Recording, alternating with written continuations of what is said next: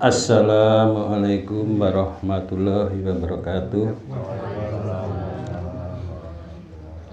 Bismillahirrahmanirrahim. Alhamdulillahirabbil alamin. Bapak-bapak, ibu-ibu, jamaah pengajian Ataibin yang berbahagia rahimahumullah. Untuk pengajian pada siang hari ini sesuai dengan acara yang telah disusun. Yang pertama adalah pembukaan, kedua adalah sambutan dari ketua jamaah, ketiga tausiah dan penutup. Marilah kita buka dengan membaca umul kitab Al-Fatihah. Untuk selanjutnya acara sambutan dari ketua jamaah, untuk itu Bapak kami persilahkan kepada Bapak Karno Anggoro. Assalamualaikum warahmatullahi wabarakatuh. Waalaikumsalam warahmatullahi wabarakatuh. Alhamdulillahirabbil alamin wassalatu wassalamu ala asrofil anbiya'i wal mursalin wa ala alihi wa ashabihi ajmain amma ba'du. Puji syukur marilah kita panjatkan kehadirat Allah SWT atas karunia nikmat berupa kesehatan, kesempatan dan kelonggaran, sehingga pada pagi hari ini kita dapat bersama-sama menghadiri undangan dari pengurus dari Pak Mudakdo di rumahnya Pak Mudakdo yang sekian kalinya kita berkumpul di tempat ini dalam keadaan sehat.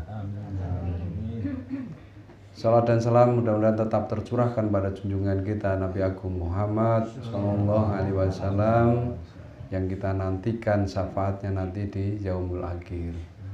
Yang terhormat Pak Mudakdo selaku Sahibul Bait, yang terhormat Pak Ustadz kita yang serba bisa Pak Ustadz Lukman Hakim, yang terhormat Bapak Ibu jamaah Thayyibin yang dimuliakan Allah, SWT. Baik, pada kesempatan yang berbahagia ini, untuk kesekian kalinya kita ngaji bersama Pak Ustadz Lukman. Materinya sudah disiapkan gitu.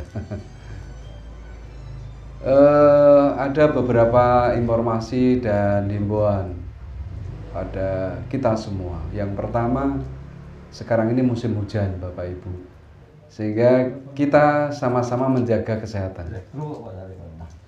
Perubahan cuaca tiba-tiba, kadang panas, dingin dan lain sebagainya, hujan seharian, hujan semalaman, maka kita harus pandai-pandai menjaga kesehatan kita supaya kita tetap sehat, tetap bisa ngibadah dengan sempurna, dengan baik.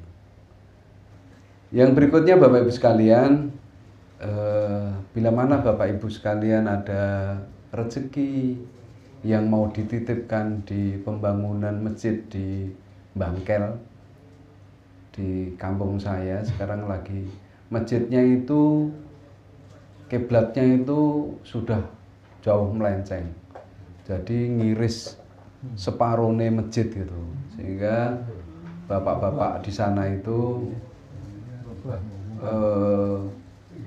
sekarang ini sedang membangun masjid yang baru untuk dikiblatkan.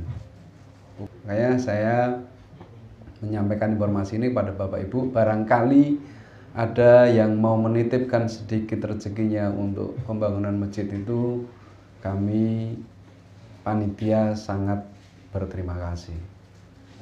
Saya kira itu Bapak Ibu sekalian, nanti lain-lain laporan keuangan dan lain-lain disampaikan di acara lain-lain. Kurang lebihnya mohon dimaafkan. Akhirul kalam, assalamualaikum warahmatullahi wabarakatuh. Waalaikumsalam. Assalamualaikum warahmatullahi wabarakatuh. Waalaikumsalam warahmatullahi wabarakatuh. Alhamdulillahi rabbil alamin. Yang terhormat Ketua pengajian kita, Bapak Haji Karno Anggoro, Sarjana Hukum. Yang saya hormati Sohibul Bait atau tuan rumah, Bapak dan Ibu Haji Mudagdo, Sarjana Hukum juga. Saya diapit ahli-ahli hukum. Di depan saya ada ahli gudeg dan ahli buah.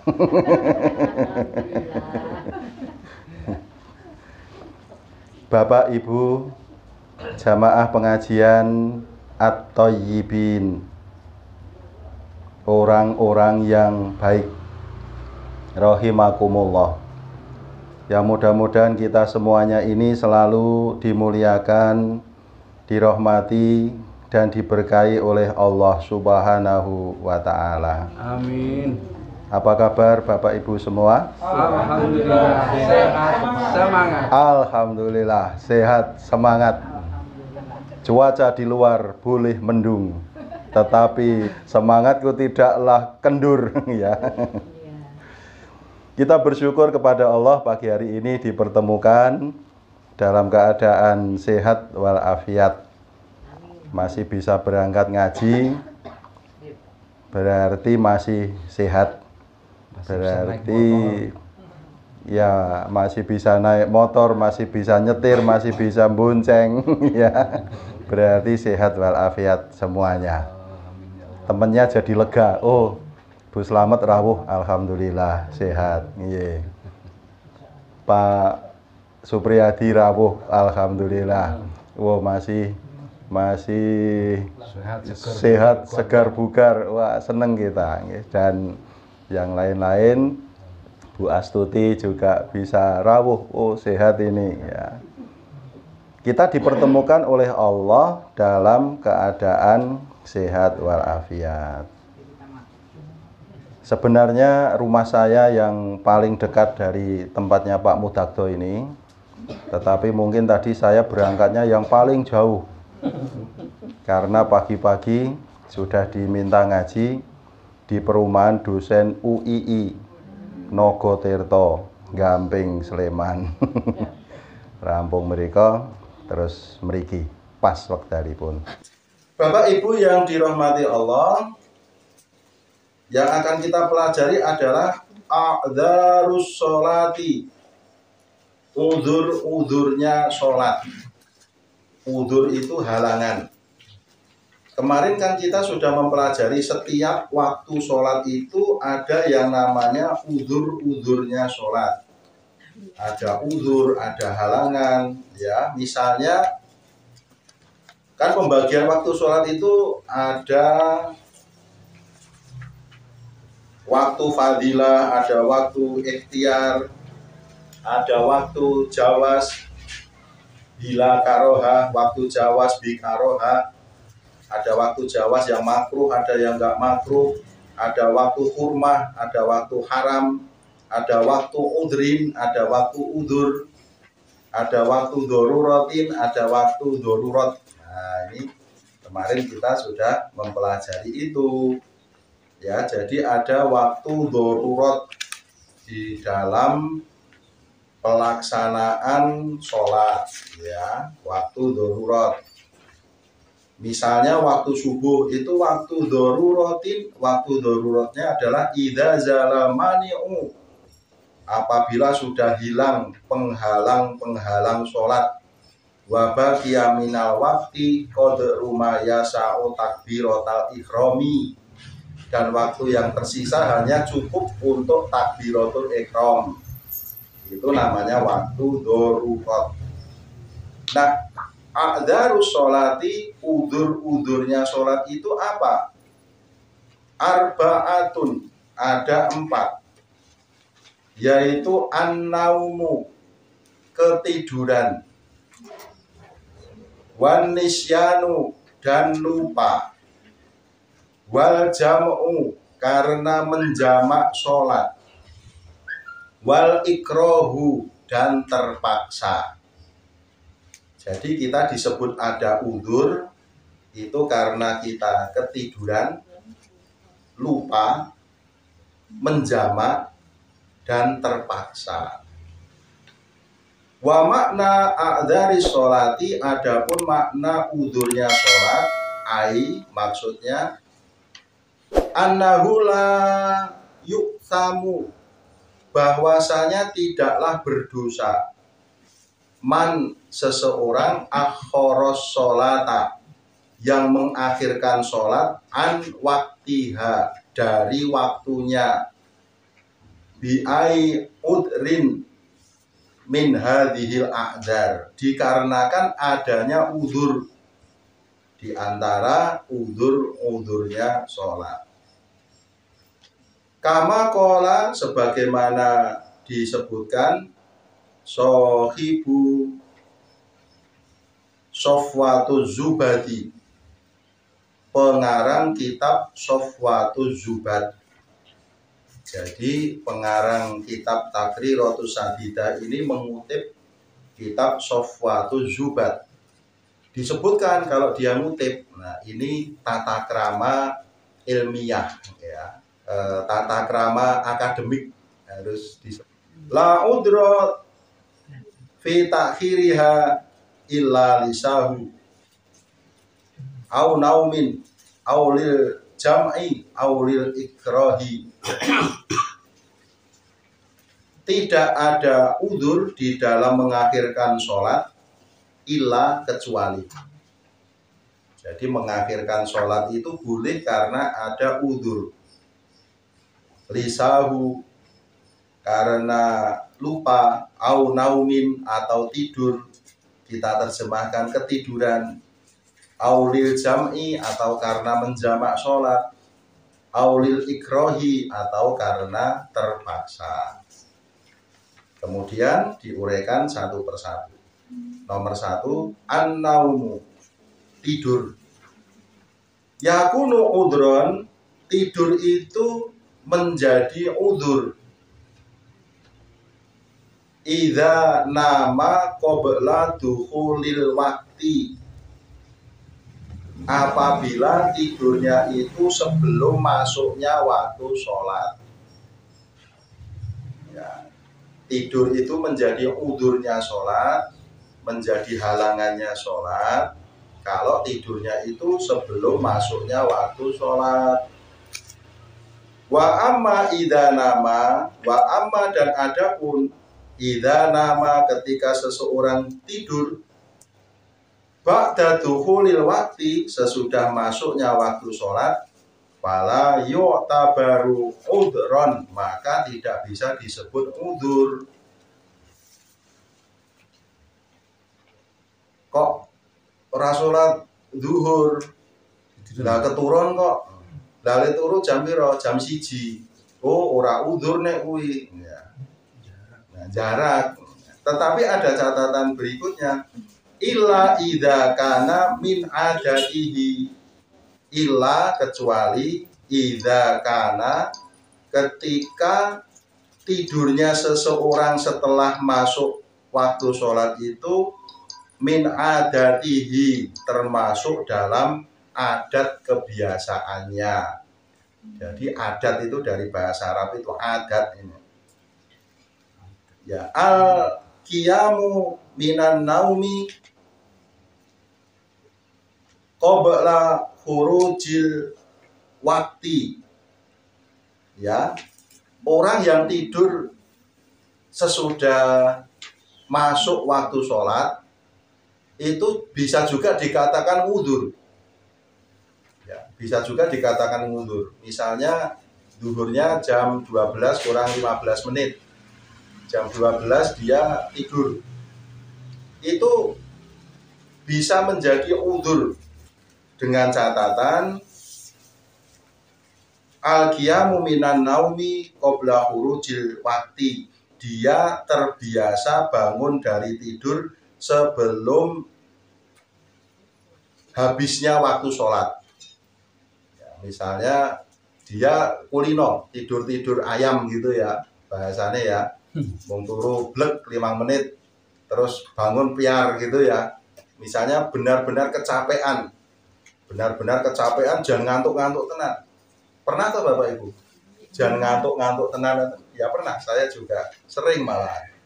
Tidur sebentar, blek, 5 menit iso tangi. Biar, wis, padang, enteng. Nah, kalau dia punya adat kebiasaan seperti itu, seandainya nanti kebablasan sampai habisnya waktu sholat, nggak apa-apa. Ini disebut oleh pengarang kitab ini termasuk udzur juga. Karena kebiasaannya dia itu bisa bangun cepat. Nah, gitu. Auso sikotan, auso atau berpesan sikotan kepada orang yang bisa dipercaya, yukiduhu untuk membangunkannya, qabla khurujil waqti sebelum habisnya waktu sholat. Ya, misalnya Pak Karno kelelahan, terus jam 12 siang itu, Bu, aku tak turusin kok digugah ya. Jam-jam jiji misalnya. Ya itu kalau misalnya Bu Karno kok lupa nggak membangunkan, ya, wong tahu-tahu kok diajak ibu-ibu sebelah apa itu ternyata ada lutisan. Terus kelalen orang gugah Pak Karno nganti bar ngasar. Pak lali aku orang gugah, nggak apa-apa.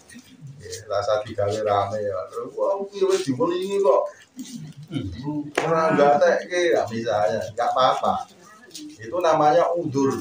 Nah, itu. Betapa indahnya kita memahami ilmu Bapak Ibu. Setelah kita tahu oh ternyata tidur dalam waktu sholat itu ya apa-apa. Bisa menjadi udzur juga kalau misalnya tidurnya kita itu janjane kita terbiasa bisa tidur bentar terus bangun. Ini kok keturun tenang. Ya ora apa-apa, alhamdulillah. Ada udzur. Aku mau wis meling. Ning kok ora digugah. Nah, ya wis. Nah, berarti udzur. Nah, salah nih. Nah, ini udzur. Ini panjenengan enggak salah. Sing kelalen juga ya ora salah. Tidak ada yang salah. Oh, penak kok. Hukum itu tidak mengikat kita. Selalu ada rukhsah, selalu ada keringanan. Nah, iya. Jadi bab ketiduran pembahasannya seperti itu ya. Tapi kalau tidurnya pas waktu sholat terus dia iki ngerti nek turu ki ngebu, ya ngeburi lah. Juga angel nah itu tak boleh dosa nek ngene. Ya kalau kira-kira dia susah bangun ya sudah sholat dulu saja. Wa yusanu iqadhu dan menjadi sunnah apabila bangun manama seseorang yang tidur qabla sebelum dukhulil waqti masuknya waktu sholat. Kalau seseorang yang tidur sebelum masuknya waktu sholat kok kemudian bangun sebelum waktu sholat habis, maka tidurnya itu dan bangunnya itu dianggap sebagai pahala sunnah Bapak Ibu. Ya, sunnah. Wa yajibu iqadhu man nama ba'da dukhulil waqti. Wa yajibu dan menjadi wajib iqadhu bangun man nama orang yang tidur ba'da dukhulil waqti sesudah masuknya waktu. Kalau tidurnya sesudah masuknya waktu sholat maka dia wajib bangun. Pun ngaten menika. Yang kedua an-nisyanu lupa. Yakunu udron. Lupa itu bisa menjadi udzur. Idza kana apabila ada sababuhu sebab-sebab lupa. Amron adalah perkara-perkara mubahan yang boleh. Wa amma dan adapun idza kana apabila ada makruhan perkara-perkara yang menyebabkannya lupa itu makruh au haroman atau haram fala yu'daru maka tidak disebut udzur. Panjenengan lupa, lupanya karena sebab-sebab yang mubah. Misalnya lali jangan kelalen tenang. Pernah enggak Bapak Ibu? Pernah. Karena kulitannya sholat isya berjamaah. Terus dilalang ono acara tidak bisa ikut berjamaah. Tekan rumah wis bar isya. Terus baru lali rumangsane wis sholat wong kebiasaane berjamaah. Nganti tekan turu subuh tangi loh, aku durung sholat isya. Enggak apa-apa. Itu lupa. Alhamdulillah diberi nikmat. Sholatnya begitu ingat. Begitu ingat terus sholat. Kalau ketiduran begitu bangun terus sholat. Nah gitu. Nggak ada yang sulit di dalam agama kita. Semuanya indah, semuanya enak. Iya, menikah. Jadi kalau lupa itu hal-hal yang sifatnya mubah itu boleh, nggak apa-apa. Tapi yang sifatnya makruh, sifatnya haram itu nggak boleh. Yang ketiga, al-jam'u menjamak baina sholataini, di antara dua sholat. Nah, ini tambah enak lagi. Islam itu agama yang mudah. Sholat itu bisa dijamak kok, bisa dikumpulkan kok. Apa saja yang boleh dikumpulkan. Zuhur dengan ngasar, maghrib dengan isya. Orang mung dikelompok diringkes ya itu. Yang 4 rakaat menjadi 2 rakaat namanya qashar. Kalau maghrib tetap 3 saja. Sebab ra iso diparuh. Komandekene tengah-tengah pas rukuk ya ra iso. Nah itu maghribnya tetap 3, subuh wis loro rasa digorting meneh. Nah itu boleh kita jamak qashar.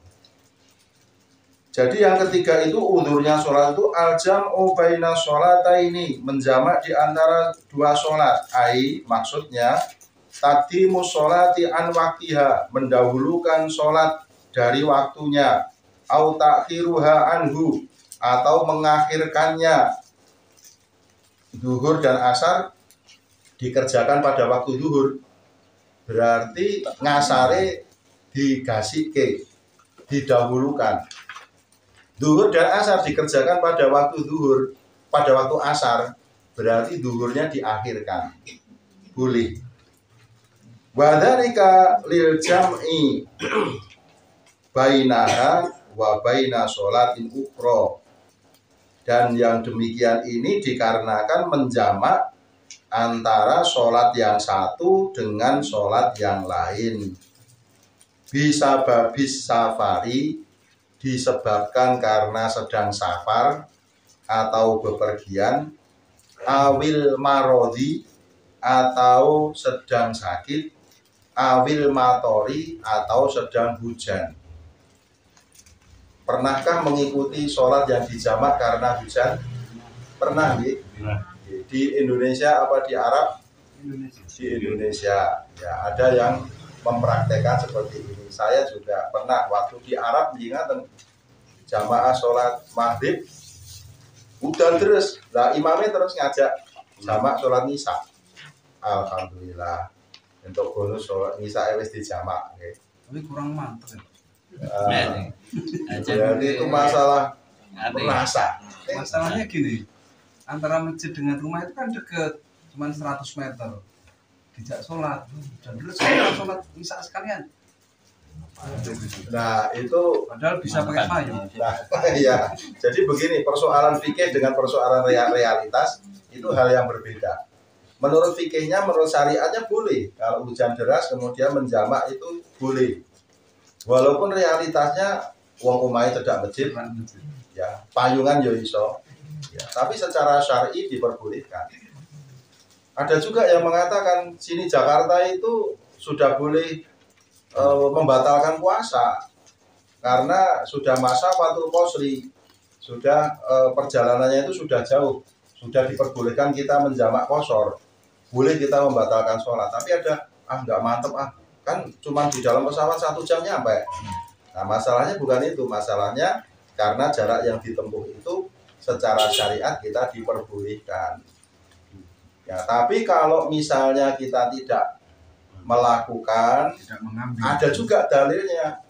Faman tatawwa'a khairan fahuwa khairul lah. Maka barang siapa yang menambah dengan kebaikan, maka itu baik baginya.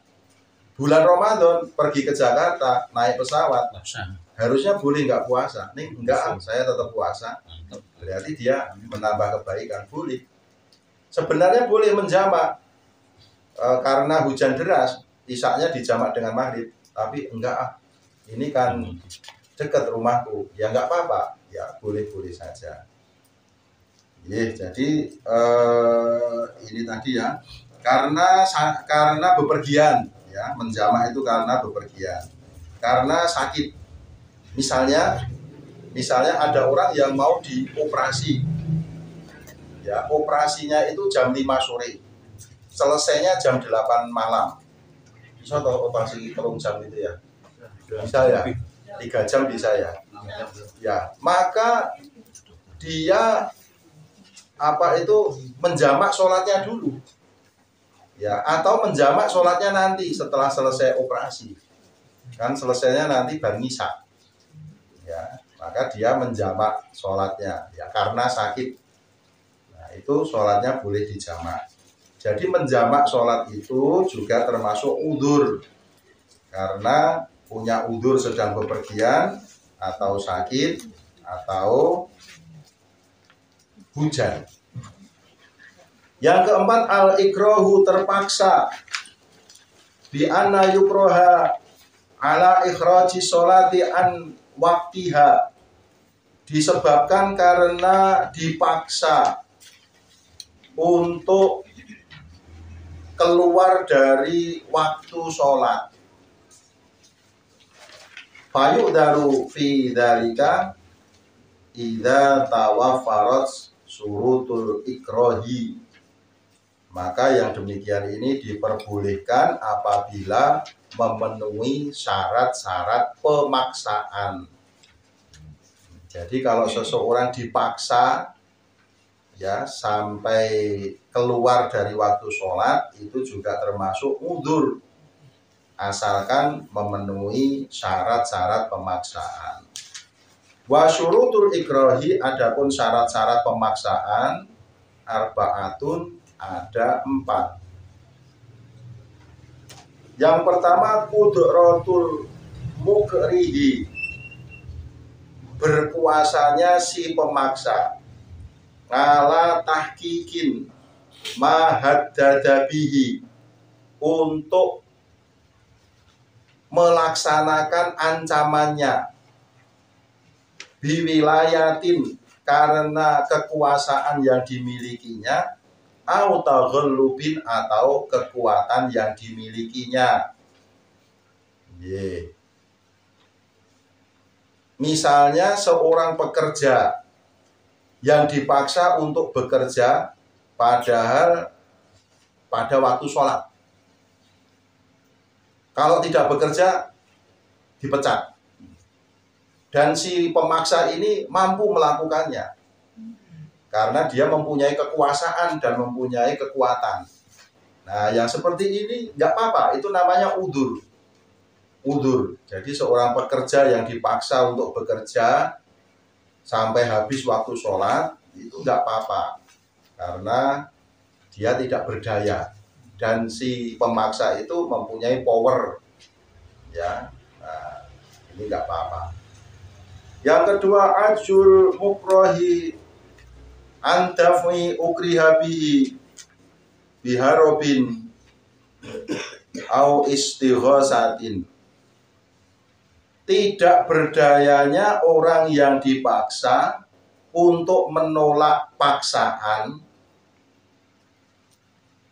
ya, dengan biharobin, dengan berlari, au istighosatin, atau minta tolong.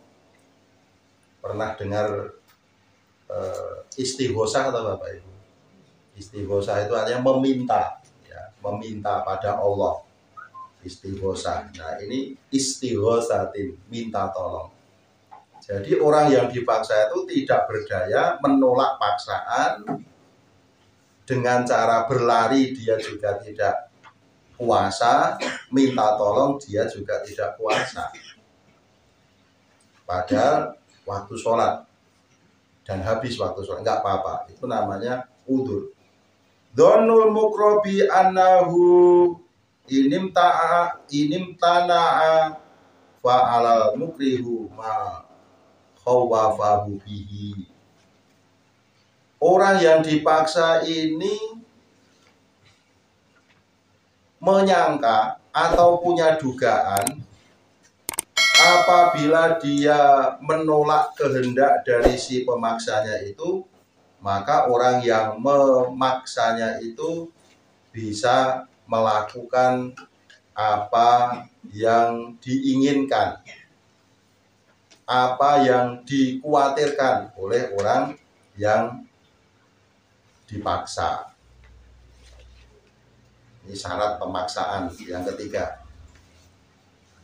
Yang keempat, Allah takuna hunaka, apabila ada di dalam hal ini, apabila tidak ada di dalam hal ini, qorinatu ikhtiyarin, tanda-tanda untuk melakukan usaha. Ya. Tidak bisa melakukan usaha. Ya, artinya tidak berdaya. Orang yang dipaksa itu tidak berdaya sama sekali. Nah, syaratnya terpaksa itu ada 4. Jadi kalau ada orang yang bilang, paksa aku dong, nggak boleh. Demikian Bapak Ibu ngaji kita bab sholat. Kali ini kita belajar mengenai a'dzarus sholati, udzur-udzurnya sholat. Mudah-mudahan bermanfaat. Sudah bosan dengan kitab sholat, apa lanjut? Ya, kalau ini lanjut ya nanti materinya ini. Ini sesuai dengan pesan Pak Ketua dan Pak Wanto. Kalau pilih tidak dibaca urut dari depan, tapi ya diambil poin-poinnya. Ya, jadi saya pilih yang urgen untuk segera kita ketahui. Mudah-mudahan dengan demikian semakin baik kualitas sholat kita. Demikian Bapak Ibu, ada kurang. Monggo Pak Marto. Bapak Ibu, ada pertanyaan dari Pak Haji Sumarto. Ini realitas yang terjadi yang beliau saksikan. Satu, ada karyawan perusahaan yang ketika waktunya maghrib itu perusahaan tidak memberi waktu istirahat untuk sholat maghrib.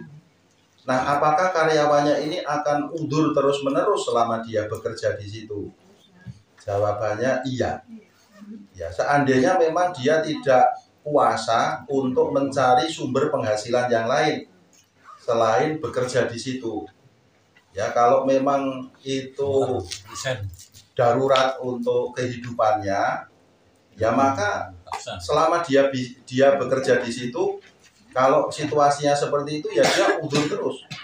Kalau dia nggak bisa sholat maghrib, ya artinya dia boleh kemudian sholat maghribnya itu dijamak dengan ngisaknya, ya. Tapi seandainya dia ada ikhtiar untuk resign, untuk mencari tempat kerja yang memberikan kesempatan baginya sholat, itu lebih baik. Ya, faman tatawwa'a khairan fahuwa khairul lah. Barang siapa yang mencari peluang yang lebih baik, itu lebih baik baginya. Ya, jadi kalau memang itu sifatnya darurat, dia kalau berhenti nanti nafkah kepada keluarganya juga akan terganggu, nafkah kehidupannya ada terganggu, sementara dia belum punya alternatif tempat kerja yang lain, maka saya mengatakan itu sifatnya adalah udzur. Yang kedua, masalah ibu. Kok yang dituduh cuma ibu karena yang usul bapak. Among tamu. Ya, kalau ibu atau bapak itu among tamu, terus waktu sholat maghribnya gimana? Wong didandani bar ngasar. Jam 4 wis kudu dandan. Acarane jam 7 malam.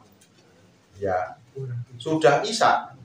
Berarti dia tidak sholat maghrib, kehabisan waktu maghrib. Maka saya tidak menemukan alasan bahwa menjadi among tamu dan di make up itu menjadi udurnya sholat. Tak goleki ning nggon dalil ning nggon kitab itu ya ora ono. Berarti di make up itu tidak menjadi udurnya sholat, menjadi among tamu itu tidak menjadi udurnya sholat. Lah nek ngoten pripun? Ya kalau sekiranya duwe gawe Banisa itu menimbulkan masalah dalam hal sholat, berarti itu bukan waktu ideal bagi umat Islam. Cari waktu lain yang ideal. Kan waktu banyak. Mengundurkan diri dari kok boleh waktu sing kangelan nindakake sholat. Ya, berarti yang direvisi bukan sholatnya, tapi orangnya yang punya acara itu, atau acaranya itu yang direvisi. Atau bapak ibu yang mengatur, misalnya sebelum di make up wudhu dulu, yeah. Terus masuk waktu maghrib, nah, wis mulai didandani sih tak sholat sih. Nah itu berarti kita manajemen diri kita sendiri, jadi kita atasi. Tapi among tamu tadi yang ditanyakan Pak Marto, saya tidak menemukan dalil dan alasan dalam kitab ini menjadi udzur sholat. Kesimpulannya halangan sholat maghrib karena di make up dan among tamu bukan merupakan udzur sholat. Titik. Sampun? Sudah nggak ada yang pertanyaan lagi ya. Mudah-mudahan bermanfaat. Dimaafkan semua kesalahan saya. Wassalamualaikum warahmatullahi wabarakatuh.